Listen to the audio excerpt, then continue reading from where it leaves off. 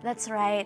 Alam mo, bawat isa sa atin ay may kanya-kanyang journey tungo sa pagkakaroon ng relasyon sa Panginoon.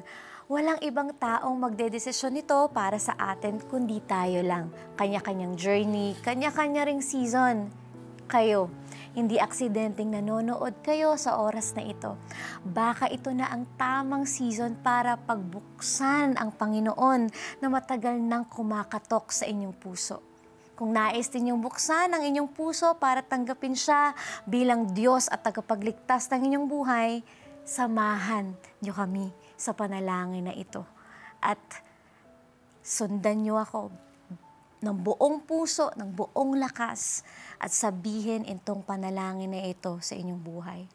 Say, Lord God, I come before you, God, and I admit, Lord God, na hindi ko kaya mabuhay nang wala ka.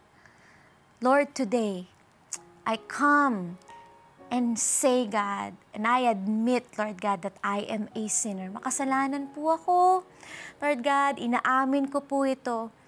Lord, patawarin mo ako sa lahat ng aking nagawang kasalanan. And starting today, God, I make you the Lord of my life.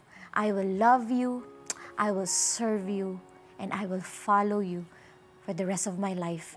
In Jesus' name, amen and amen.